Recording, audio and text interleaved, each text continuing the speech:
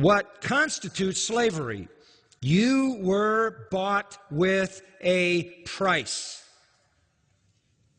There is no more defining expression in terms of what it means to be a slave. It means to be owned. It means to be owned. Do you remember these words? Matthew 25:21. Well done, good and faithful. That's what you have read all your life. That is not the word for servant. That is not any of the 6 words for servant. That is doulos. Well done, good and faithful slave. When you give somebody the gospel, you are saying to them, I would like to invite you to become a slave of Jesus Christ. I would like to invite you to give up your independence. Give up your freedom. Submit yourself to an alien will. Abandon all your rights. Be owned by, controlled by the Lord. That's really the gospel. We're asking people to become slaves. I don't hear a lot of that slave talk today, do you? A kind of service which is not a matter of choice for the one who renders it. A kind of service which he has to perform whether he likes it or not. It describes one subject totally to an alien will, the will of the owner, and in total and utter dependence on that owner. That's what the word means. It is the word for slave. If you think that's a hard word for us to swallow, imagine how hard it was for those living in the midst of slavery to swallow that. How can Jesus and the apostles of the New Testament talk to people living in the midst of a slave-dominated society, 10 to 12 million slaves at that very time, about the fact that being a Christian was being a slave to Jesus Christ? There wouldn't be any distant, foggy idea of what that meant. They would know exactly what that meant, precisely what it meant. Let me tell you about slaves in the Greek-Roman world. They had no freedom. They had no rights. They had no ownership of anything. They had no legal recourse in the courts. They could not give testimony as a witness in a law case. They had no citizenship. They had no possibility of doing what they wanted to do. They weren't asked, say there, Mr. Slave, what would you like to do to be fulfilled? They weren't asked, what do you think your purpose is? Can you dream your dream so I, your master, can fulfill it? Bizarre. They had no choice about anything. They owned nothing. They couldn't be citizens, and they couldn't be a part of the army, the military.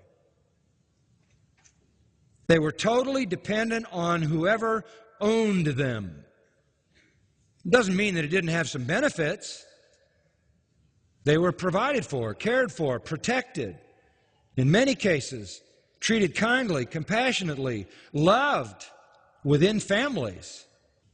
So the idea of coming along in that world and announcing to people that you must become a slave of Jesus Christ was just another way to present the message to make it impossible to believe.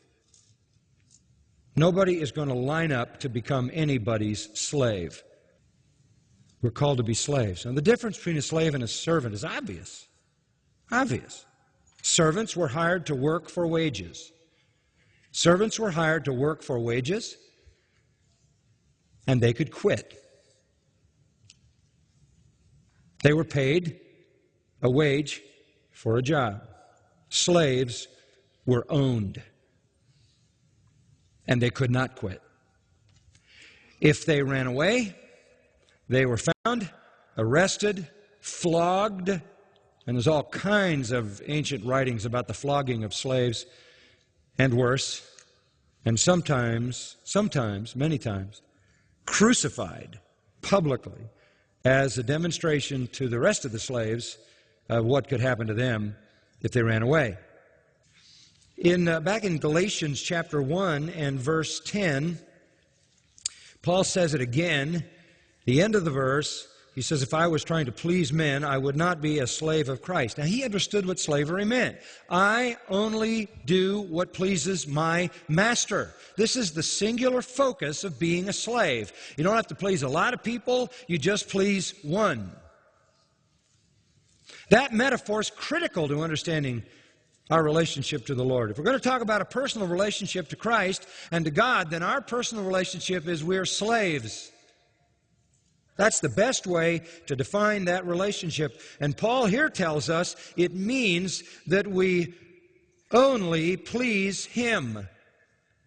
He says to the Corinthians, I have as my ambition to be pleasing to Him. It came down to this: do what He says and do what pleases Him. It's that simple. That's what a slave did. Really only two possibilities. Where there was a direct command, you obeyed it. Where there was not a direct command, you found a way to do what you knew would please the master. You obeyed him and you pleased him.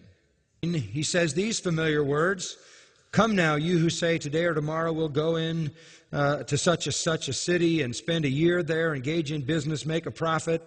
Yet you do not know what your life will be like tomorrow. You're just a vapor that appears for a little while and vanishes away. Instead, you ought to say, if the Lord wills, we shall live and do this or that. That's slave talk. That's what it means to be subject to an alien will. They were slaves in the past, they'll be slaves in the future, slaves in heaven. We're His slaves now who are being taught by the book of Revelation that these things will come to pass. We will never stop being slaves. Never. A servant could be hired and quit. A slave was owned.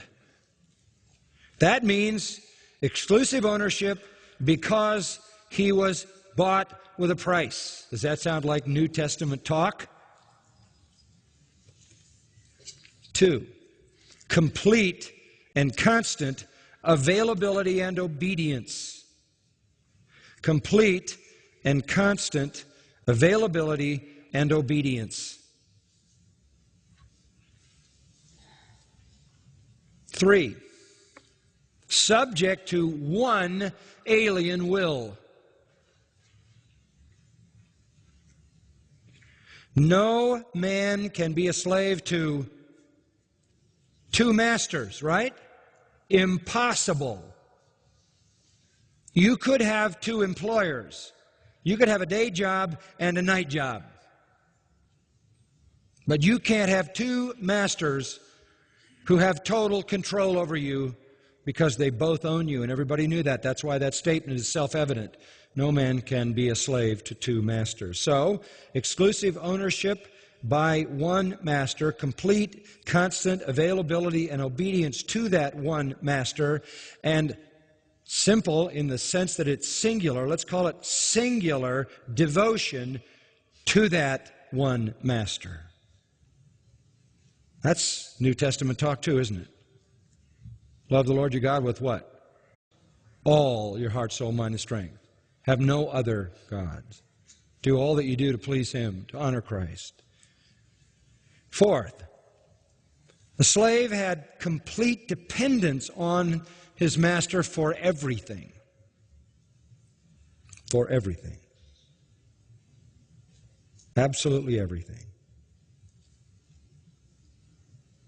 And 5th, all discipline and reward came from that one master. That's what it was to be a slave. You were owned by one person. You were completely and constantly to be available and obedient to that one master. You had one consuming raison d'etre, reason to live, and that was to please that master You were dependent on that master for absolutely everything. And all discipline and reward came at the discretion of that master. All of that is directly connected to what it means to be a slave of Jesus Christ.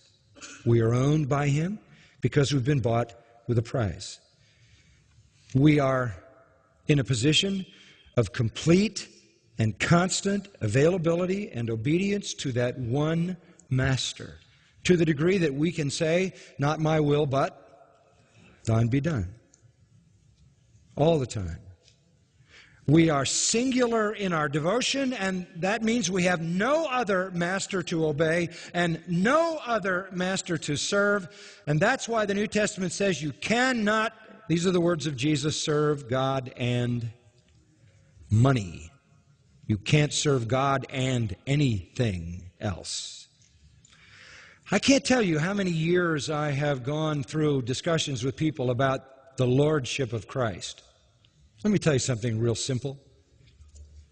Kurios and doulos are two words that describe both sides of a relationship. If there is a slave, let me tell you something, there is a Lord. If there is a slave, there is a master. If there's a master, there's a slave. You don't call yourself a master if you don't have a slave, and you're not a slave if you don't have a master. That's why the New Testament never even bothers to defend the idea, as it were, of whether or not when you come to Christ, He is your Lord. That is patently obvious. When you confess Jesus as Lord, you are at the same time confessing yourself as slave. There's no other way to view it. Kurios and doulos are the two sides of the relationship. A slave is someone whose life belongs totally to someone else. Absolute ownership, absolute control, absolute subjection, absolute obedience, absolute loyalty, absolute dependence. Now, if you don't grasp that idea of slavery, and a lot of us, we miss it because it's been hidden from our English text, it's hard for us to really understand the essence of what it is to be a Christian. You are a slave of Jesus Christ. You are owned. You have been purchased by His blood. Acts 20. You have been bought, not with silver and gold, but with what? 1 Peter 1:18 and 19, the precious blood of Jesus Christ. You have been purchased. Revelation 5:9. You have no independent rights. Slaves had no rights. Slaves owned nothing. They could not own their own property. In the eyes of the law, they were not citizens. They could hold no public office. They were completely under the discretion and the provision and the protection and the care and the abuse, in an earthly sense, of their owner. There was a great upside to being a slave of a benevolent, gracious, generous, kind, compassionate master. I can't think of a better life. If any man will come after me, let him deny himself. That's slave talk. That's slave talk. Take up his cross and follow me. It's the end of you. The end of your life. You're finished. It's over. You're done. You are now the slave of Jesus Christ. And it's not burdensome. Jesus said, take my yoke, because my yoke is what? Easy. And my burden is light. And you'll find rest. You're going to be a slave to someone. Being a slave to Jesus Christ is beyond any kind of slavery that anybody ever knew, because this master, listen to this one, makes us sons and gives us all the rights of his own sons. He adopts us into his family, calls us joint heirs with Christ, takes us to heaven, where we rule and reign from his own throne, and pours out all the lavish riches in his possession forever and ever and ever for our own unmitigated joy and his own glory. Who wouldn't want to be a slave under that master? What a joy to be a slave of Christ.